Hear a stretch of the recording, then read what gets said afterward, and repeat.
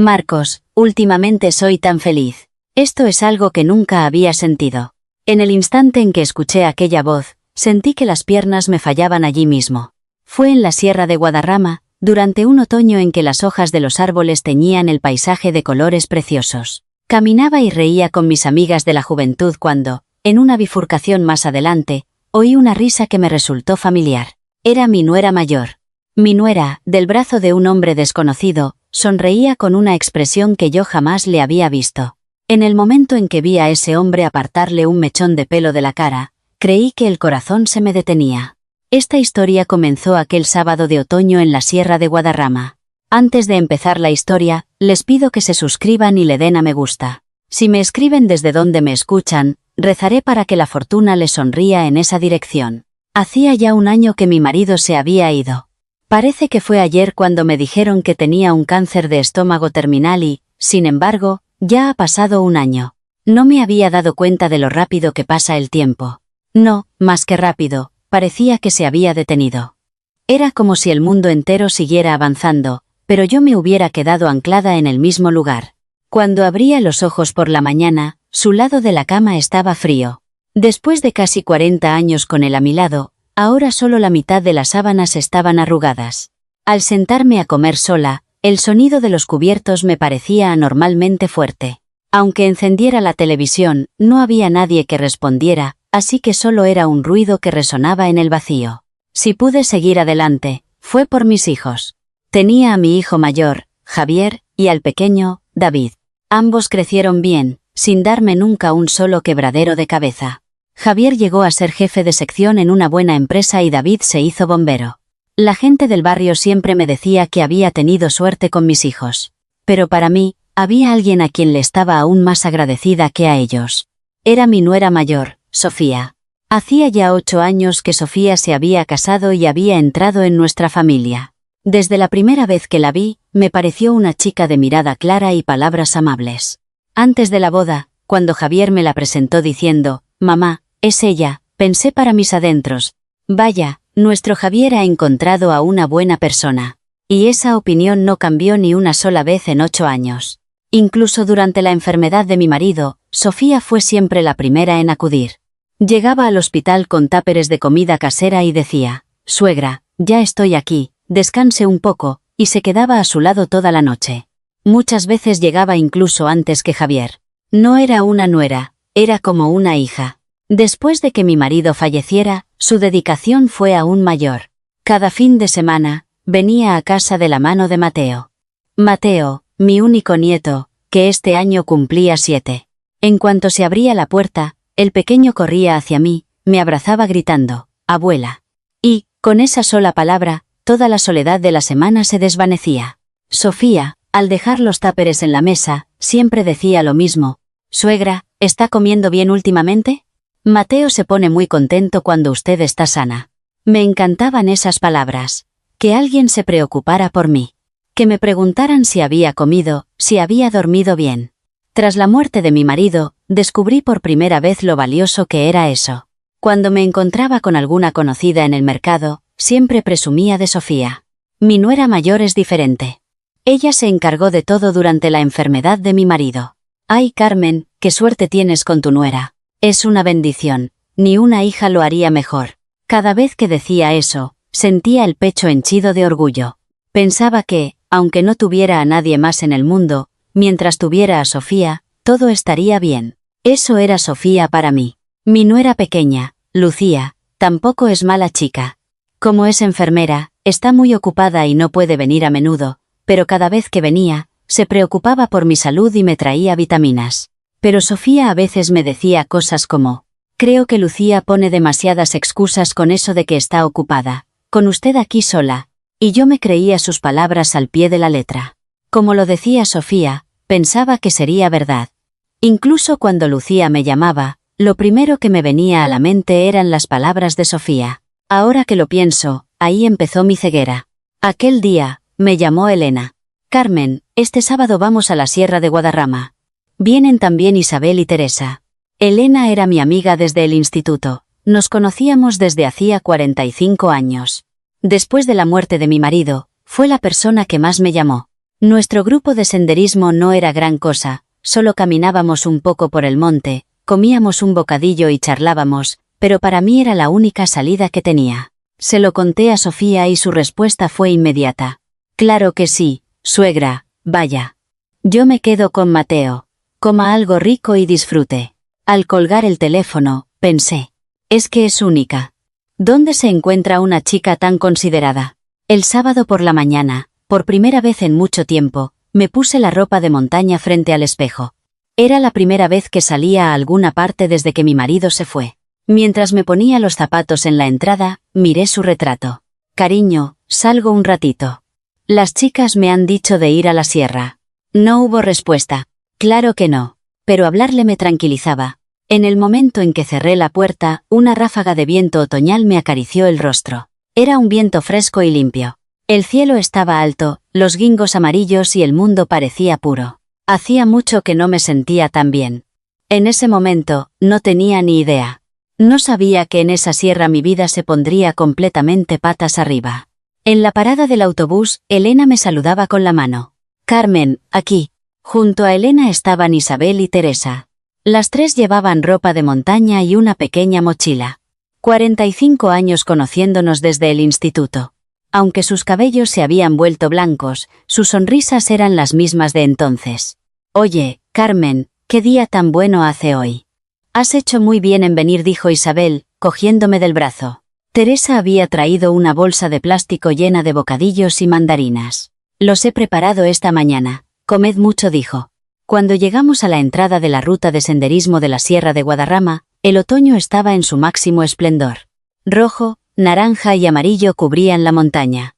El aire era puro y fresco. Respiré hondo y sentí como si el pecho se me abriera. Cariño, estoy en la sierra. El cielo está precioso, murmuré para mis adentros. Todavía no había perdido la costumbre de hablarle. Habríamos caminado 1 hora cuando llegamos a un amplio mirador y nos sentamos en un banco. Repartimos los bocadillos, pelamos mandarinas y sacamos a relucir viejas historias. Que si la hija de Isabel se había casado. Que si el marido de Teresa se había operado de la rodilla. Eran charlas sin importancia, pero a mí me sentaban de maravilla. No sabía cuánto tiempo hacía que no me reía. Volvimos a caminar. Llegamos a un punto donde el sendero se bifurcaba. Elena dijo que el camino de la izquierda llevaba al mirador principal, pero yo necesitaba ir al baño con urgencia, así que tomé el de la derecha. Ahora vuelvo. Id tirando. Después de ir al baño, seguí un pequeño sendero. El punto de encuentro estaba justo delante. Las hojas secas crujían bajo mis pies. Las copas de los árboles, teñidas de otoño, filtraban la luz del sol. Era un camino realmente hermoso. Fue entonces cuando oí una voz, la risa de una mujer, una risa clara y ligera. Venía del punto donde se unían los caminos. Me resultaba familiar. Era una risa que había oído muchas veces, pero era una voz que no debería estar en esa sierra. Sin darme cuenta, me detuve y me escondí detrás de un árbol. Marcos, últimamente soy tan feliz. Nunca me había sentido así. Al oír esa voz, se me erizó el vello de todo el cuerpo. Era Sofía. Mi nuera mayor estaba allí. Del brazo de un hombre desconocido, sonriendo con una expresión que yo jamás le había visto. Su rostro resplandecía de felicidad. Era una cara que nunca nos había mostrado ni a Javier ni a mí. Sus ojos brillaban y sus mejillas estaban sonrosadas. Era la expresión de una persona enamorada. El hombre le apartó un mechón de pelo de la cara. Sofía cerró los ojos. Relajada. Feliz. En ese instante, las piernas me fallaron. Me agarré al tronco de un árbol. Si no lo hubiera hecho, me habría desplomado. El corazón me latía como un loco. Los oídos me zumbaban y la vista se me nubló. El bastón de senderismo que sostenía en la mano me temblaba. No puede ser. No. Es alguien que se le parece, me repetía una y otra vez. Pero en el momento en que Sofía giró la cabeza, vi su rostro de frente. Esa mandíbula afilada, el pelo liso con la raya en medio, los pequeños pendientes de perla que siempre llevaba en la oreja izquierda. Era mi nuera mayor. No había duda. Los dos caminaron juntos y desaparecieron en dirección al mirador. Yo me quedé detrás del árbol, incapaz de mover un solo músculo. No sé cuánto tiempo estuve allí. Las piernas me flaquearon y terminé acuclillada en el suelo. El viento arrastraba las hojas secas. El paisaje otoñal que hasta hacía un momento me parecía tan hermoso, de repente, se desvaneció. Era como si el mundo hubiera perdido todos sus colores. Carmen. ¿Dónde estás? Oí la voz de Elena. Me levanté deprisa y me sequé la cara. Ni siquiera me había dado cuenta de que estaba llorando. Aquí, me he perdido un poco. Cuando Elena me vio la cara, se sorprendió. Oye, ¿qué te pasa? Estás pálida como el papel. ¿Te encuentras mal? No, es que me duelen un poco las piernas. Estoy bien. Era mentira. No estaba bien. Nada estaba bien. No recuerdo nada del resto del camino. No sé qué dijeron mis amigas, ni qué respondí yo. Lo he olvidado todo. En mi mente solo quedaba la imagen del rostro de Sofía. Esa cara, sonriendo feliz al lado de un desconocido. Cuando volví a casa, tenía un mensaje de Sofía. Suegra, ¿qué tal la excursión? Hacía buen día, ¿verdad? La mano con la que sostenía el móvil me temblaba. Intenté escribir una respuesta, pero las letras no salían. Después de mirar la pantalla durante un buen rato, a duras penas logré teclear 2 palabras. Sí. Bien. Dejé el móvil sobre la mesa de la cocina y agaché la cabeza. Una lágrima cayó con un ruido sordo. Esa noche no pegué ojo. Tumbada mirando al techo, la cara de Sofía aparecía una y otra vez. Si cerraba los ojos, veía la escena de aquel hombre apartándole el pelo. Las 3, las 4, las 5 de la madrugada. No hice más que mirar el reloj hasta que amaneció. ¿Debería decírselo a Javier? No. Seguro que lo vi mal. Pero es imposible que me equivocara. Entonces, ¿qué hago? Tenía la cabeza hecha un lío. Pasé una semana así. Comía sin saborear la comida, veía la televisión sin oír el sonido. En cuanto me sentaba, la escena de la sierra volvía a mi mente. Aparecía incluso con los ojos cerrados. La imagen de Sofía. Del brazo de un desconocido, sonriendo. La mano de aquel hombre apartándole el pelo. Marcos, últimamente soy tan feliz. Esa voz resonaba en mis oídos. Pero al cabo de una semana, extrañamente, mi corazón empezó a flaquear. ¿Y si de verdad me equivoqué? Ese pensamiento empezó a rondarme. ¿Cuántas veces no hay gente que se parece? Lo vi desde lejos, podría haberme confundido, ¿no? La idea de que Sofía era incapaz de hacer algo así no paraba de surgir. La chica que había sido tan buena durante 8 años. La chica que era tan cariñosa con Javier. Imposible. El sábado, Sofía vino con Mateo. En cuanto se abrió la puerta, Mateo entró corriendo. «Abuela», gritó, y al abrazarme, sentí el calor de su pequeño cuerpo. Sofía dejó los táperes en la mesa y sonrió. «Suegra, esta semana he preparado un guiso de merluza. Sé que le gusta». La miré a la cara. Era un rostro claro y limpio. Sus ojos se curvaban como una luna creciente y su voz era tan dulce como siempre. No se parecía en nada a la expresión que vi en la sierra. La Sofía que me sonreía era, como siempre, la nuera perfecta. He sido yo la que ha imaginado cosas. Una chica tan buena como ella no podría hacer algo así, intenté convencerme. Pero entonces, sonó el móvil de Sofía. Al mirar la pantalla, su expresión se tensó por un instante. Fue un momento muy breve. Cualquier otra persona no lo habría notado, pero yo sí lo vi. Porque llevaba una semana entera pensando en su rostro. Un momento, suegra. Tengo que coger esta llamada. Sofía salió a la terraza. Cerró la puerta. A través del cristal, la vi hablar en voz baja, con la cabeza gacha. No podía ver su expresión. Pero cuando volvió, tenía las orejas rojas. ¿Quién era?, le pregunté, intentando sonar lo más natural posible. Ah, del colegio de Mateo. Era para un cambio de horario la semana que viene. Sofía respondió con una sonrisa. Con naturalidad. Demasiada naturalidad. A partir de ese día, empecé a abrir los ojos. Cada vez que Sofía venía, notaba algo diferente. Traía un bolso que no le había visto nunca. Un bolso de marca, de color rosa. No era algo que pudiera comprar con el sueldo de Javier.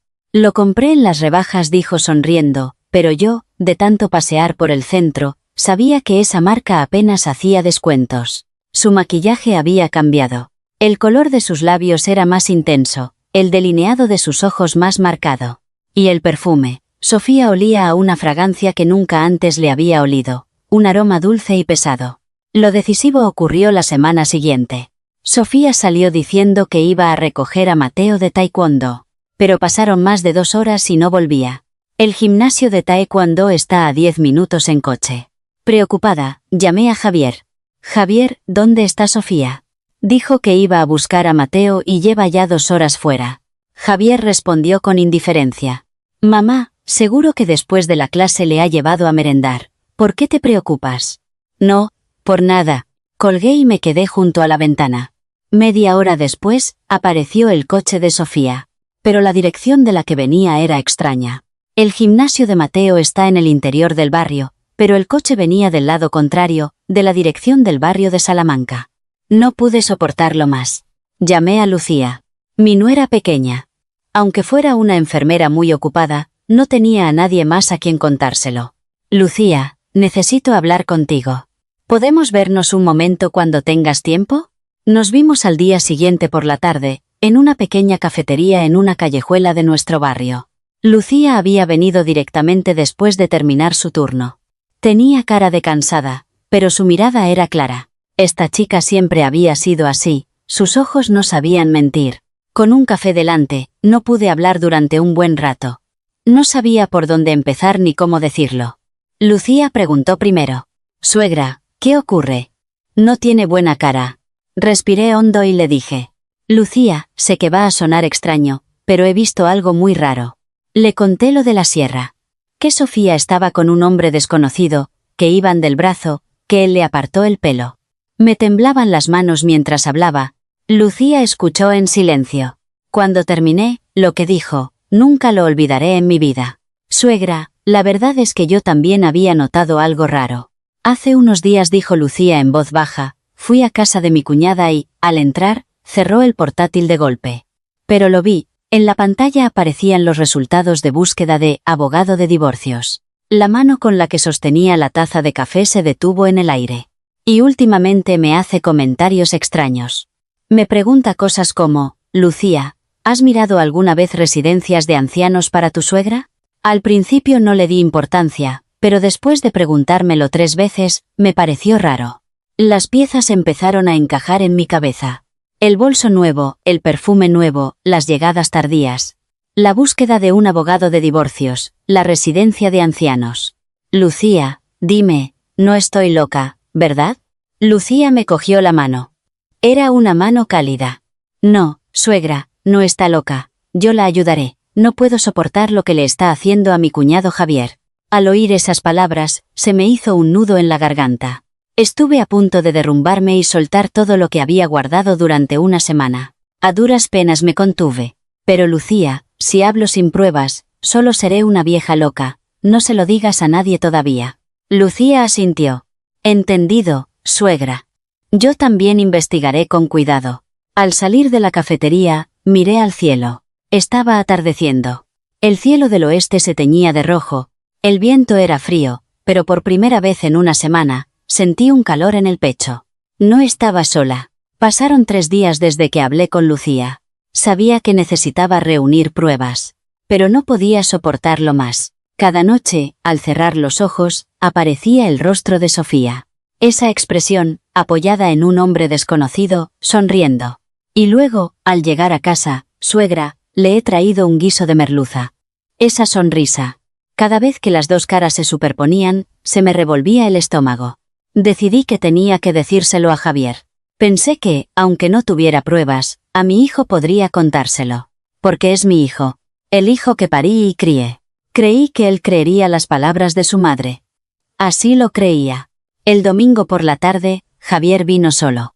Dijo que Sofía se había quedado en casa preparando la fiesta de cumpleaños de Mateo. Hice que Javier se sentara en el salón y le serví una manzanilla. Me temblaban tanto las manos que la taza tintineaba. Javier se dio cuenta.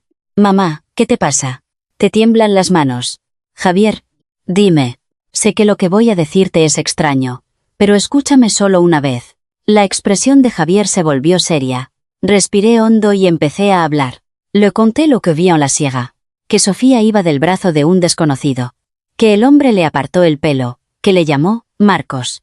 Se lo conté todo, sin omitir un solo detalle. Mientras hablaba, las lágrimas empezaron a caer. Intenté contenerlas, pero no pude. La voz no dejaba de temblarme. Javier se quedó en silencio durante un buen rato. Finalmente, abrió la boca. Mamá, ¿estás segura de que era Sofía? Claro que sí. ¿Cómo no voy a reconocer la cara de mi nuera después de 8 años? Pero mamá, la viste desde lejos. ¿No podría ser alguien que se le pareciera? Javier, vi hasta los pendientes de perlas. Vi el pelo con la raya en medio. Era Sofía. Javier agachó la cabeza. Se quedó un largo rato mirando al suelo sin decir nada. Luego, lentamente, dijo, mamá, voy a preguntárselo a Sofía con tacto. No te preocupes. Al oír eso, me sentí un poco más tranquila. Mi hijo se encargaría de comprobarlo. Pensé que solo tendría que esperar un par de días. 2 días después, Javier me llamó. Pero su voz era extraña. Diferente a la de siempre. Era una voz cautelosa, como si estuviera eligiendo las palabras. Mamá, mañana paso un momento. Tengo que hablar contigo. Al día siguiente por la tarde, vino Javier. Estaba solo. En el momento en que vi su cara al entrar por la puerta, supe que algo iba mal. La mirada de mi hijo había cambiado. No era una mirada de preocupación. Me miraba con lástima, con compasión. Mamá, siéntate. Javier me hizo sentar en el sofá y se sentó enfrente. Y con mucho cuidado, dijo. Mamá, le pregunté a Sofía. ¿Y qué te dijo? Me dijo que ese día tenía una reunión en el colegio de Mateo por la zona de Salamanca y que de camino se encontró por casualidad con un antiguo compañero de la universidad. Un compañero, hombre. Hacía mucho que no se veían y pasearon un rato juntos. ¿Y te crees eso? ¿Y van del brazo? Mamá, hoy en día los amigos también van del brazo, ¿no? Javier, ese hombre le apartó el pelo a Sofía. ¿Es eso algo que hacen los amigos? Javier suspiró. Fue un suspiro profundo. Luego me miró directamente a los ojos. Mamá, Sofía me dijo que tenía algo que decirme. El corazón me dio un vuelco. Me dijo que últimamente estás un poco rara. ¿Qué? Que el otro día te perdiste en el mercado. Que compras 2 veces lo mismo y lo guardas en la nevera. Que se te olvidan las citas. Javier, eso. Sofía estaba preocupada y no se atrevía a decir nada. Por no hacerte daño. Los ojos de Javier estaban enrojecidos. Pero no era una mirada de preocupación por mí. Era una mirada de lástima. Javier ya se había creído las palabras de Sofía. Que yo me había vuelto extraña. Que había visto cosas que no existían. Que podía tener un principio de demencia. Mamá, vamos al médico, ¿vale? Como un chequeo general, una prueba de memoria o algo así. Me levanté del sofá. Las piernas me temblaban. Javier, no tengo demencia. Lo vi con mis propios ojos. Sofía estaba abrazada a un hombre, riendo. ¿Me estás llamando loca? Mamá, cálmate, nadie ha dicho que estés loca. ¿Estás creyendo a Sofía? ¿No crees a tu madre? Javier no pudo responder. Ese silencio fue su respuesta. Después de que Javier se fuera, me quedé un buen rato en la entrada. El sonido de la puerta al cerrarse todavía resonaba en mis oídos. Que mi propio hijo no me creyera, que creyera antes a su mujer, fue como si me clavaran un puñal en el corazón. Sonó el móvil. Era un mensaje de Sofía. Suegra, ¿está muy cansada últimamente? Buscaré un buen hospital, lo hago por usted. Al ver el emoticono, las manos me temblaron de rabia. Esa víbora. Se me había adelantado.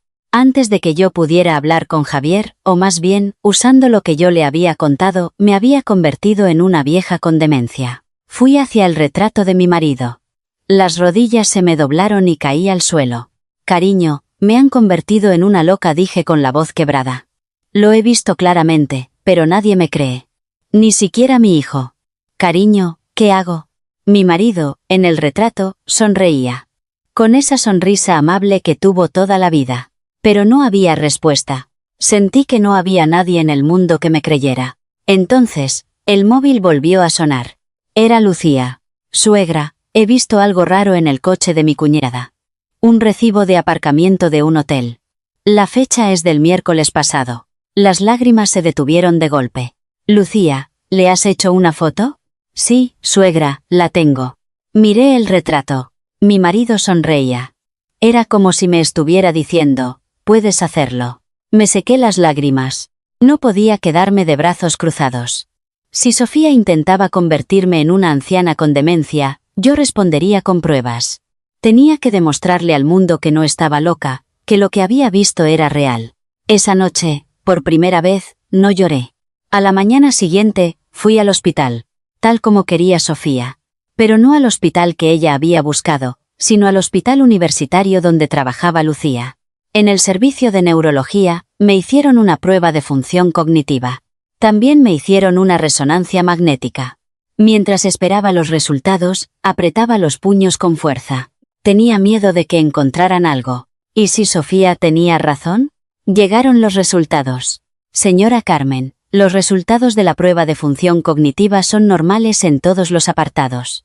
La resonancia magnética tampoco muestra ninguna anomalía. El médico me entregó el informe. Lo cogí y lo miré fijamente durante un buen rato. Me temblaban las manos. Pero esta vez no era de miedo. Era de rabia. Todo normal. No hay nada raro, dijo Lucía a mi lado. Tenía los ojos enrojecidos. Suegra, ahora podemos demostrarlo. Guardé el informe en lo más profundo de mi bolso. Era un arma que usaría más adelante. A partir de ese día, Lucía y yo empezamos a movernos juntas. Lucía, como enfermera, tenía turnos irregulares. Eso, en realidad, fue una ventaja. Los miércoles y viernes por la tarde, cuando Sofía salía, Lucía la seguía. Bueno, no la seguía directamente. Una compañera enfermera de Lucía trabajaba en un hospital cerca del barrio de Salamanca. Le pidió un favor. Si veía a esa mujer, que le hiciera una foto. Una semana después, llegaron las fotos. Una foto de Sofía sentada frente a un hombre en una cafetería del barrio de Salamanca. Una foto de los dos caminando juntos y riendo. Una foto del hombre con la mano en el hombro de Sofía. Eran 3. En el momento en que recibí las fotos en el móvil, las manos se me quedaron heladas. Tenía razón. No me equivoqué. Más que tristeza, sentía rabia. La simple existencia de esas fotos me enfurecía. Pero entonces, apareció algo peor. Fui al banco a revisar mis cuentas. Mi marido había dejado una cuenta de ahorro. Faltaba un año para que venciera, pero fui a comprobar el saldo. El empleado del banco miró la pantalla y frunció el ceño. Señora Carmen, en esta cuenta hay una retirada anticipada. 500 euros del mes pasado. ¿Cómo dice? Yo no he sacado nada. Se procesó con un poder notarial. Lleva su firma. Me quedé en blanco. ¿Mi firma? Pero yo no había firmado nada. Mi firma electrónica estaba en casa, en un cajón. Recordé que Sofía, cada vez que traía comida, abría el cajón de la cocina. Al lado, estaba la carpeta con mis documentos. Pero eso no fue todo. Lucía descubrió algo aún más grave. Suegra, he visto esto en el maletín de mi cuñada. Lucía me envió una foto. Eran documentos de una propiedad. El piso de nuestro barrio que mi marido me había dejado. Se estaban preparando los papeles para solicitar una hipoteca sobre ese piso. A mi nombre. Unos papeles que yo no había solicitado. Esa víbora estaba intentando robarme el patrimonio. Por primera vez, solté una palabrota. En 8 años, nunca le había dicho una mala palabra a mi nuera, pero esta vez me salió sola. No era solo una infidelidad. Sofía también iba detrás de mi dinero. Su plan era hacerme pasar por demente, anular mi capacidad de decisión y luego apropiarse de mis bienes. Ahora entendía por qué había salido el tema de la residencia de ancianos. Si me metía en una, la casa, los ahorros, el piso, todo quedaría a su merced. El puzzle estaba completo. Pero aún faltaba una pieza. La confesión de boca de la propia Sofía. Necesitaba eso. Lucía se ofreció. Suegra, le diré a mi cuñada de comer juntas, haré que baje la guardia. Unos días después, Lucía comió a solas con Sofía. Creó un ambiente relajado a propósito. Cuñada, qué buena cara tienes últimamente, le dijo para halagarla. Parece que Sofía se animó. Después de una copa de vino, empezó a soltar la lengua. Lucía, sinceramente, Javier no tiene mucho futuro, se quedará en jefe de sección y ya. Lucía, mientras tanto, le daba la razón con una sonrisa, mientras pulsaba el botón de grabar en su móvil. A tu suegra hay que meterla ya en una residencia. Si vendemos la casa de aquí y el piso, sacaremos un buen pellizco. Y entonces, ¿qué harás, cuñada? Sofía dejó la copa de vino en la mesa y sonrió. Era una sonrisa gélida. Voy a empezar a vivir mi propia vida. Tú lo sabes, Lucía. La vida es una sola. Esa noche, Lucía me envió el archivo de audio. Me puse los auriculares y lo escuché de principio a fin 3 veces. La voz de Sofía se oía con total claridad. A tu suegra hay que meterla ya en una residencia. Si vendemos la casa y el piso, voy a empezar a vivir mi propia vida. No lloré mientras lo escuchaba. Ya no era momento de llorar. Las 3 fotos, el extracto del banco, la foto de la solicitud de hipoteca, el informe médico y el archivo de audio. Lo tenía todo. Ahora solo tenía que esperar el momento adecuado. Llamé a Elena.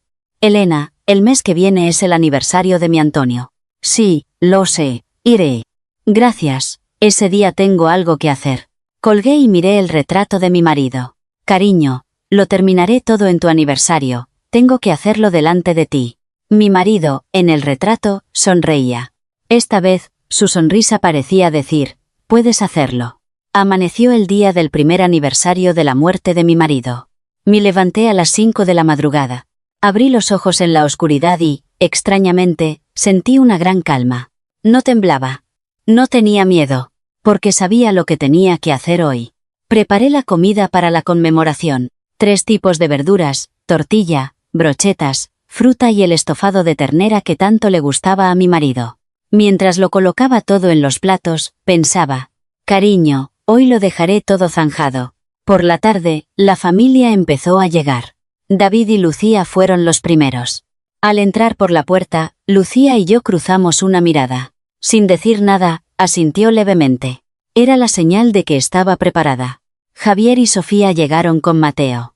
Sofía llevaba un vestido negro y los pendientes de perla.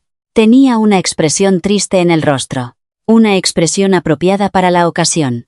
Estaba actuando a la perfección. Suegra, siento no haber llegado antes. La ayudaré. Sofía se puso un delantal y entró en la cocina. Le respondí con una sonrisa. No te preocupes, ya está todo hecho. Mi voz debió de sonar más tranquila de lo normal. Sofía me miró por un instante, pero enseguida desvió la mirada. No había notado nada. Pusimos la mesa y, reunidos frente a su retrato, hicimos una pequeña ofrenda. Primero Javier, luego David, y por último Sofía y Lucía. Mateo se quedó a mi lado, agarrado a mi mano. Cerré los ojos mientras hacía una reverencia. Cariño, mira bien. Tras la ofrenda, nos sentamos a comer. Por un momento, debió de parecer una comida familiar normal. Sofía le daba un trozo de tortilla a Mateo, Javier le servía vino a David, y Lucía pelaba fruta y la ponía en un plato. Yo me quedé sentada en silencio, observando la cara de cada uno. Y entonces, hablé. Sofía. Ella levantó la cabeza. Sí, suegra. Quiero preguntarte una cosa. La mesa se quedó en silencio. Todos se dieron cuenta de que mi voz era diferente a la de siempre. El miércoles del mes pasado, a las 3 de la tarde, ¿dónde estabas? Los palillos de Sofía se detuvieron. Fue un instante muy breve, pero lo vi. Vi cómo sus ojos vacilaron una vez. Fui a recoger a Mateo del colegio. ¿Por qué, suegra? Ese día Mateo no fue al colegio. Lo he comprobado. Él aire se heló. Javier me miró con cara de preocupación. Mamá, ¿a qué viene esto de repente? David dejó su copa de vino y miró a su cuñada. Sofía sonrió. Una sonrisa de suficiencia. Suegra, creo que me he confundido de día. No debería ponerse así de repente. Entonces, ¿qué es esta foto? Saqué el móvil. Puse sobre la mesa la foto tomada en la cafetería del barrio de Salamanca. La foto de Sofía y un hombre desconocido sentados juntos, riendo. La foto del hombre con la mano en el hombro de Sofía. La sonrisa desapareció del rostro de Sofía. Es un antiguo compañero de la universidad. Hacía mucho que no nos veíamos y comimos juntos, no se haga ideas raras. ¿Un compañero te pone la mano en el hombro y vais del brazo por la calle? Suegra, hoy en día esas cosas pasan. Entonces, ¿escuchamos esto también? Reproduje el archivo de audio en mi móvil. La voz de Sofía llenó el silencio de la mesa. Sinceramente, Javier no tiene mucho futuro. Se quedará en jefe de sección y ya. El rostro de Javier se puso blanco como el papel. A tu suegra hay que meterla ya en una residencia. Si vendemos la casa de aquí y el piso, sacaremos un buen pellizco. No era mi voz, ni la de Lucía. Era la propia voz de Sofía. La verdadera voz de Sofía, saliendo del móvil que descansaba sobre la mesa. La cara de Sofía se volvió pálida como un fantasma. Sus labios temblaban. Voy a empezar a vivir mi propia vida. La grabación terminó. La mesa quedó en un silencio sepulcral. Y también tengo esto. Saqué el extracto bancario. De mi cuenta de ahorros han desaparecido 500 euros, con una firma que yo no he hecho, y los papeles de la hipoteca del piso a mi nombre. ¿Esto también lo hice yo? Sofía se levantó de la silla de un salto. Usted ha manipulado todo esto para fastidiarme. Ya le dije que tiene demencia. En ese momento, saqué el último documento. El informe de la prueba de función cognitiva del hospital. Sofía, mi voz no tembló. No tengo demencia. Este es el resultado de la prueba de neurología de un hospital universitario. Incluida la resonancia magnética, todo es normal. Puse el informe sobre la mesa. Los ojos de Sofía se movían sin rumbo. Abrió y cerró la boca varias veces. No le salían las palabras. Lucía habló en voz baja. Cuñada, a mí también me lo dijiste, que había que meter a mi suegra en una residencia y vender esta casa. Yo también lo oí todo. Sofía fulminó a Lucía con la mirada. Pero ya era tarde. Estaba acorralada. Javier habló con voz temblorosa. Sofía, ¿todo esto es verdad? Sofía no pudo responder. Se mordió el labio y agachó la cabeza. Ese silencio fue su confesión. Mateo tiró de la falda de su madre. Mamá, ¿por qué lloras? Mamá. Al ver esa escena, sentí que se me partía el corazón. Porque Mateo no tenía la culpa de nada. Me levanté. Caminé hacia el retrato de mi marido. En la foto, él sonreía. Miré el retrato y hablé. No era un mensaje para Sofía, sino para todos los presentes. Desde el día en que esta chica se casó con mi hijo, la consideré mi propia hija. Si llovía, salía con un paraguas a buscarla. Si se ponía enferma, le preparaba sopa toda la noche. En 8 años, no le he hecho un solo feo. La voz se me quebró, pero no me detuve. Pero ella me ha pagado esta devoción de esta manera. Viéndose con otro hombre, intentando robar mi patrimonio y haciéndome pasar por una anciana con demencia para meterme en una residencia. Me giré y miré a Sofía. Ella seguía con la cabeza gacha. Hoy es el aniversario de la muerte de tu suegro. Mi voz tembló. Por primera vez, tembló, delante de mi marido, no mientas. Las rodillas de Sofía cedieron. Se desplomó en el suelo. Rompió a llorar. Pero yo sabía que no eran lágrimas de arrepentimiento, eran las lágrimas de alguien que ha sido descubierto. La habitación estaba en silencio. Solo se oía el llanto de Mateo. Sofía no fue arrastrada fuera de allí en ese momento. Fue Javier quien levantó a Sofía, que se había derrumbado frente a la mesa de la ofrenda. La mano de Javier temblaba. Más que sujetar el brazo de Sofía, parecía que lo soltaba. No era una fuerza de apoyo, sino de rechazo. Levántate. Mateo te está viendo.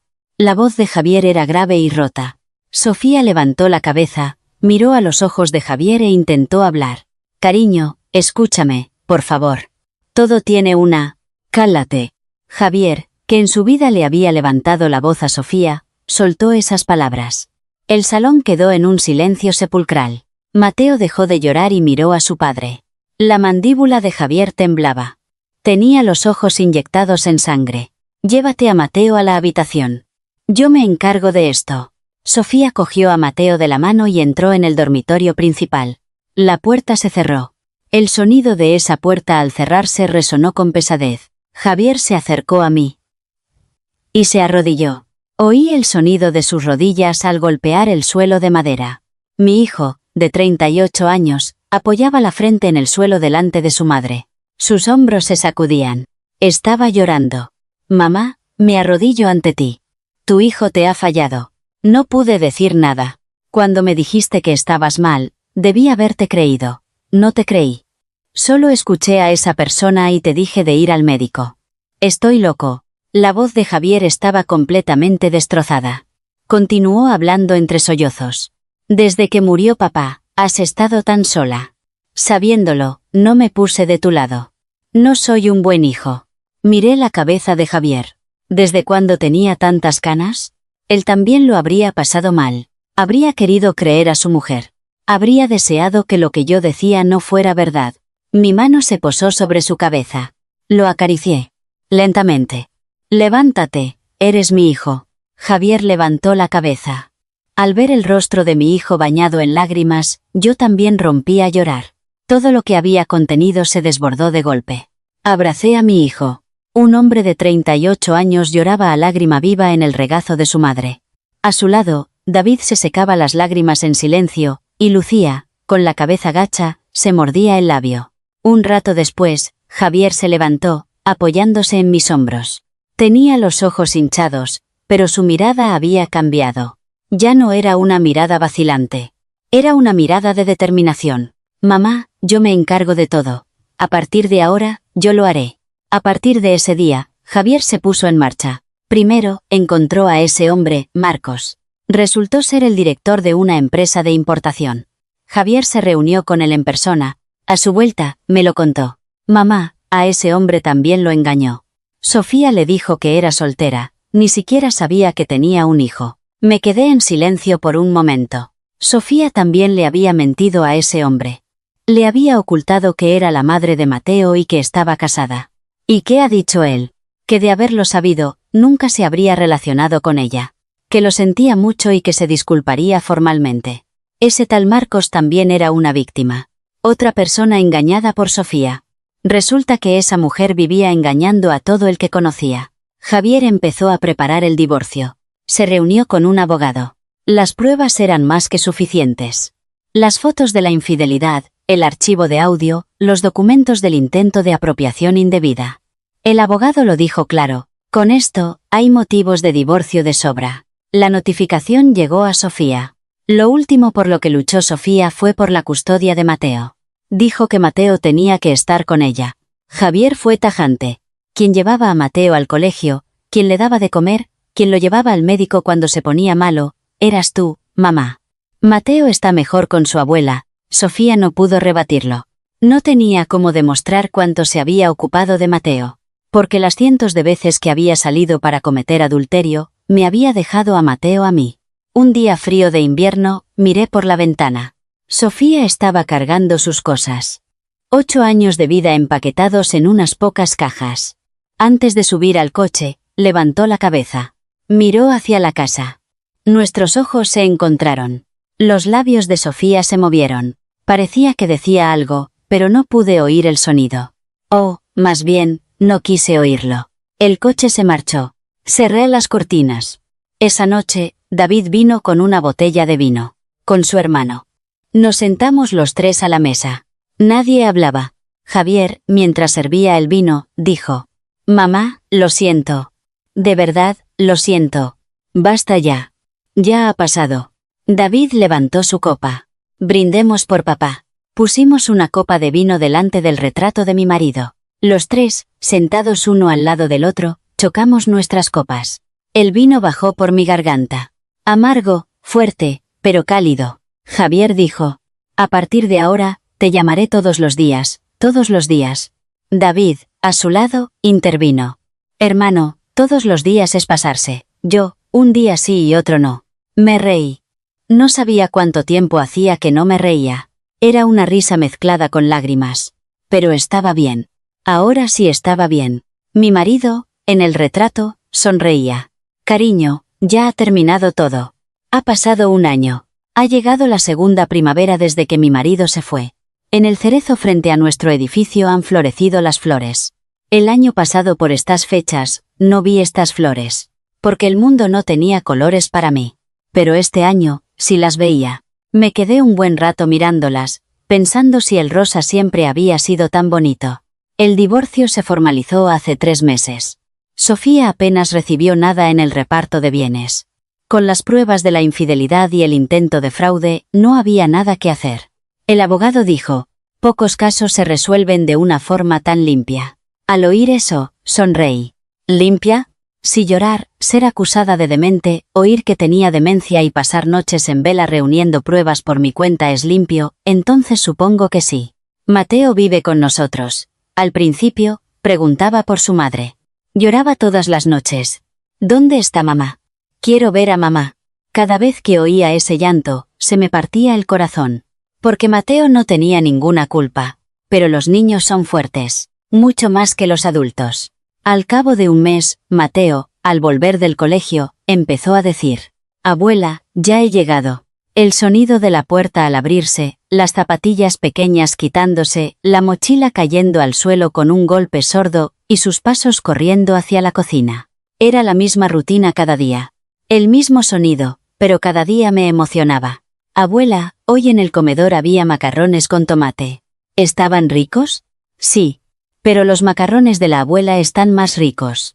Con esa sola frase, la soledad del día se desvanecía. Era diferente a cuando Sofía traía a Mateo. Entonces era una vez a la semana, pero ahora era todos los días. Javier cumplió su promesa. Me llamaba todos los días. Literalmente, todos los días. Una vez por la mañana al ir a trabajar, y otra al volver. Mamá, ¿has comido? Mamá, ¿Mateo está bien?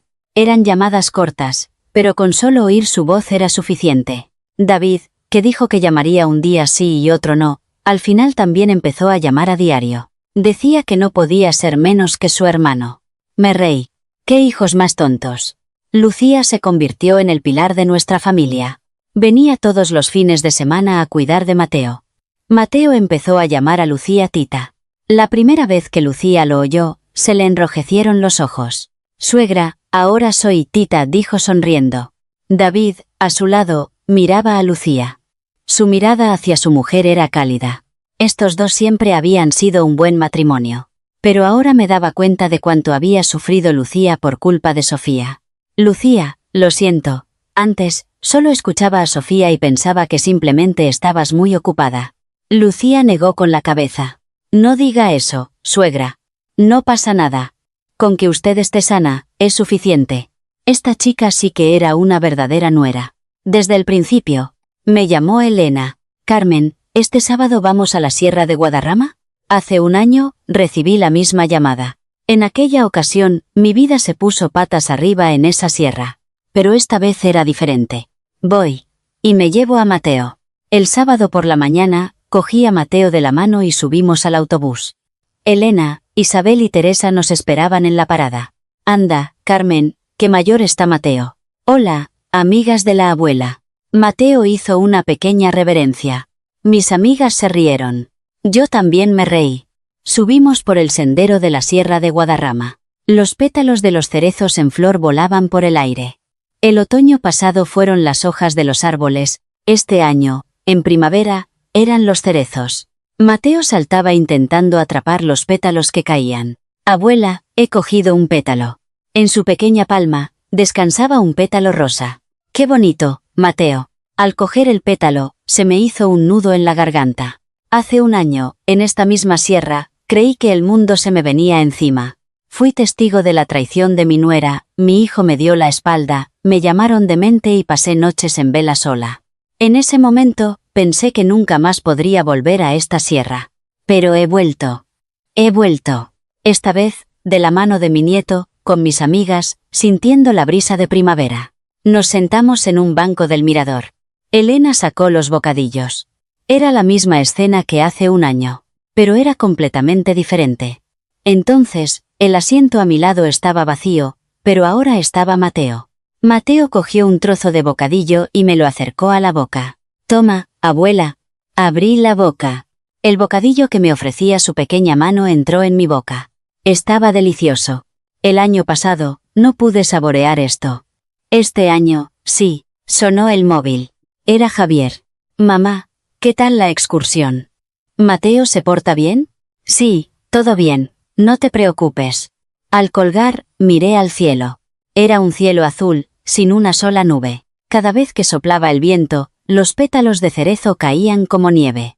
Mateo corría persiguiendo los pétalos, Elena pelaba una mandarina mientras reía, y a lo lejos se oía el canto de los pájaros. Dije para mis adentros. Cariño, estoy bien. Ahora sí que estoy bien. Sopló el viento. Un pétalo de cerezo se posó en mi hombro. Como si fuera una respuesta. Gracias a todos por escuchar esta larga historia. En el mundo hay personas que llevan máscaras, personas que, cuanto más cercanas, mejor te engañan. Pero he aprendido algo. Que los que de verdad están de tu lado, se quedan hasta el final. Que, por mucho que tarde, la verdad siempre sale a la luz, y que a la Sierra de Guadarrama, la primavera siempre vuelve.